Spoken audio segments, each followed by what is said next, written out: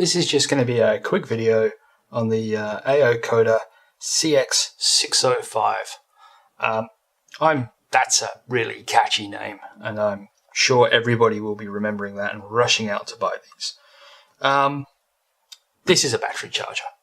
This is a 6-channel battery charger, but this is not your normal LiPo charger. It is a LiPo charger, but not for your normal batteries. So I'll quickly go through the reason why I got this and what it can do. So the reason why I got this is you guys will remember this guy from a few videos ago. My little FreeSky Tiny Whoop ripoff. I've been having some fun with that. I bought some extra batteries. So he comes with one battery. I don't know if I can find the one he comes with. He comes with this battery. And I bought some extra batteries. So Tenergy makes some little Nanotech 200 milliamps with the same connector. They refer to it as a Pico connector. I have no idea what it's actually called, but that's what it's referred to, at least on Hobby King's website. So any of the Nanotechs that have a Pico connector seem to work. So the problem with that is that the FreeSky quad comes with this as the charger, which plugs into USB and has one charging port on the back.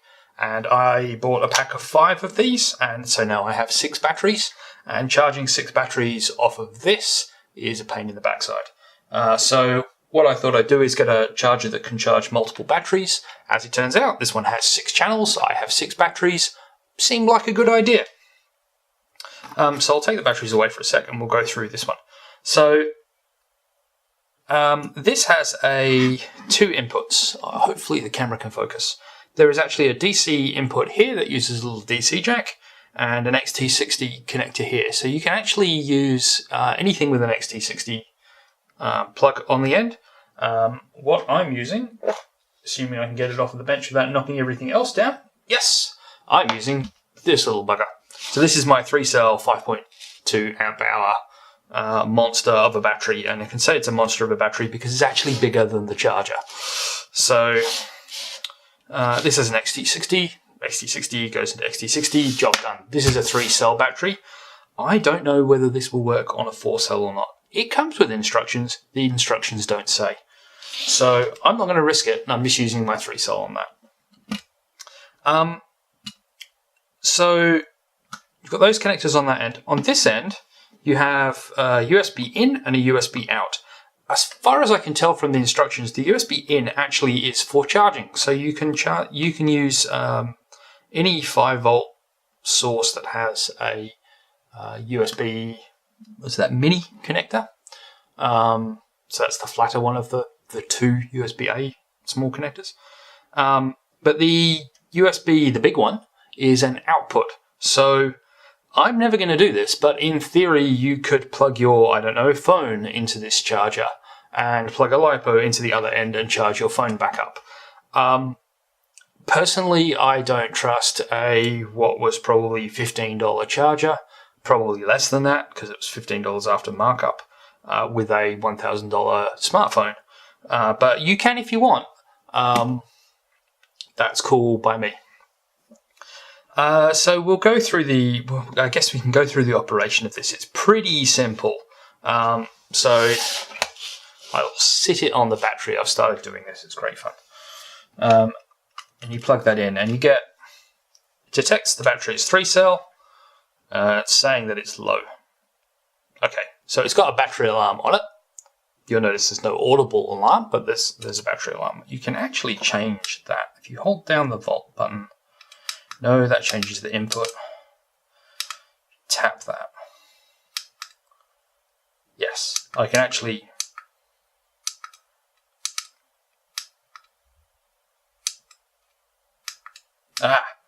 there we go. I will set it to 10.4. There we go. Now it's not complaining about the voltage. Using the 2 buttons, on the top there's a volt and minus button, and an amp and enter button.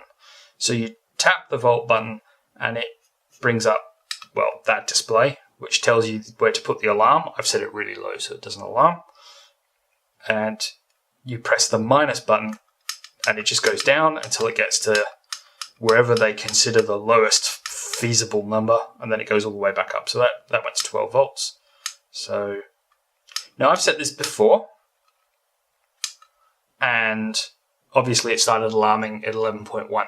I didn't set it to 11.1, so it doesn't remember the alarm level that you set, which means it's going to be 11.1 next time I plug this in. That's not a big deal. The other button is an amp button, so this tells you the charge rate. So currently that's set to 0.2 amps. Now I did set that to 0.2 amps last time, and it's remembered it. That's a 2, right? Not a 5? Yeah. So this will go from half an amp down to 0.1 of an amp. Remembering these are only 200 milliamp hour batteries, so 0.2 amp per channel, which is, I believe, what that means, actually means these are charging at 1C, which is something to think of. So this is it when there's nothing connected. You'll notice that you get that little green light bouncing around, which is really annoying. But yeah, so that means, I think that just means that the port's ready to go. So you've got 2 little connectors on the bottom. This battery connects into the little one, and that's what you get. That goes red, which means that it's charging. This tells you the battery voltage, and then goes number 1, 4.2. These are actually all charged, so these should all just boost up to 4.2. So if I'll just connect in the others. I've only got 3. You notice that they all go red because now they're all charging, and as it cycles through these, one of them discharged slightly. 4.2, 4.2, 4.16. So this one was not all the way charged up. Now, one of the downsides of this that I've already worked out, 4.2 is charged. That light never goes green. So you can't rely on this light going green when it's finished charging to tell you that it's finished charging, which is really frustrating because you know there's a green LED in there, and that would have been so simple for them to do, but they didn't. So what you do is you just watch the display, and it tells you for all the ones that are connected in. Number 1, 4.2. Number 2, 4.2. Number 3, 4.17. So 3 isn't done, but 1 and 2 are. So I can unplug 1 and 2. There we go. And now it only tells me the voltage for 3, which is a good thing. Only telling me the voltage for the ones that are actually connected makes that really easy. And that's it. This only charges. There is no discharge option. You can kind of use it as a voltage checker. As you saw, it tells you the voltage per channel. And 2 of these were already charged. I'll put them back in the box. And it will busily go away and charge the remaining one. So what you can actually do is just leave your batteries on there, and it will charge them up to 4.2 volts per battery, and then just let them sit there. While that's charging away, in addition to that, you use these small ones. Oh, they've got MCX written on them. I wonder if that means something. Maybe that's the connector type. There's a bigger one here. So this is for the larger type batteries. I know some of the time Tiny Whoops use bigger batteries than the 200s, and they've got a bigger connector, and that's that connector here.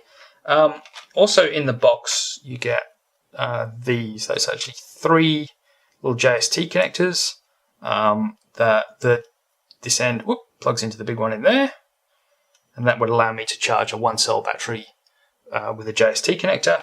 And I've got these ones as well. You get 3 of these as well. You only get 3. So if you're using these bigger ones, then you can't charge 6 at a time. Well, I guess you could charge 3 JSTs and 3 of these. I don't even know what these are. Or 3 of these and 3 JSTs. But yeah, that's nice. Nice is a word. So yeah, while I've been talking, this has actually made it up to 4.2 volts, and as you can see, the red light hasn't changed, so there's no way of knowing.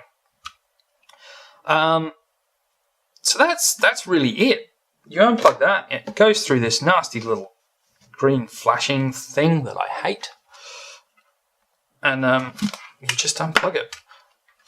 There's not much to it. I got it just because it's a single cell battery charger that I can use in the field to charge my Tiny Whoop batteries, and for that it seems to do a good job. I tested it last night. charged all the batteries up. It charged them all up. They were all at different voltages. It charged them all up independently. It didn't seem to take a huge amount of time, so it definitely felt like they were charging at 1C, which is good for your batteries.